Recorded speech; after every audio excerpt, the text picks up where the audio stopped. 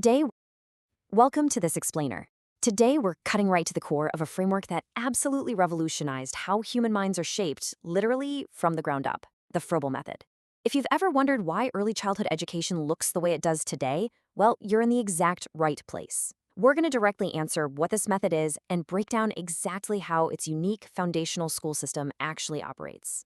So let's start with a really radical question.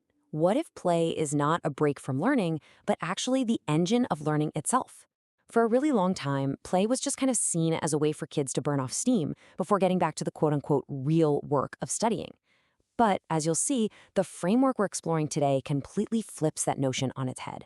All right, section 1, the father of kindergarten. You really can't understand the method without understanding the man who built the whole shebang. Friedrich Froebel. He envisioned an educational environment completely different from the super restrictive norms of his time. In fact, Froebel famously coined the term kindergarten. We use that word so much today, we kind of forget what it actually means. It translates literally to a garden for children. It's just a beautiful metaphor, right? He didn't see children as, empty vessels just waiting to be stuffed with facts, but rather as individual plants in a garden. They need the right soil, the right sunlight, and the right space to just naturally grow at their own pace. Moving right along, section 2, defining the Froebel method. To truly grasp this, let's look at what this actually is. At its core, the Froebel method is an educational philosophy that champions self-directed activity and play as the absolute essential engines of early childhood learning. Now, to be clear, it's not about undirected chaos.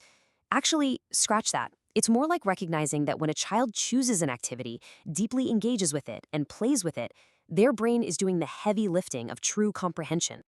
To really put this into perspective, think about the stark contrast with traditional Victorian-era schooling. Back then, standard education basically meant sitting in a hard wooden chair, staring at a chalkboard, and chanting phrases until you memorized them. Sounds pretty miserable, doesn't it? Froebel said no way to that. He completely decentralized the classroom, shifting the focus away from a lecturing dictator and putting it directly onto the child's natural curiosity through organic, play-based discovery. A real game changer. Which brings us to section 3, play as serious work. Okay, imagine a hypothetical child experiencing this method. Their day isn't spent sitting quietly at a desk, memorizing facts. Instead, they're actively exploring, touching, and discovering their environment at their own organic pace. In this framework, building a tower of blocks isn't just a fun distraction. It's literally the vital, serious work of understanding physics, balance, and spatial reasoning. The child is basically a young scientist, and play is their research. Let's dive into section 4, the Froebel school system. So how does this actually work day to day? Well, the system operates on 4 core pillars. First up, you have interactive gifts. Second, hands-on occupations. Third, engaging songs and games woven throughout the day. And finally, an entirely new, redefined role for the teacher. These 4 components work together in absolute harmony to create that perfect garden environment we talked about earlier. Now, these classroom terms are actually super fascinating. Gifts are mathematically precise physical objects given to the child. Think wooden spheres, cylinders, and blocks to help them understand permanent shapes, gravity, and physics. The key here is the child cannot change the block. They can only discover its properties. On the flip side, occupations are flexible materials like clay, paper for folding, or yarn.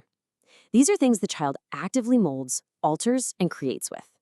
It's just a brilliant balance between understanding the permanent rules of the physical world and learning how to creatively manipulate it.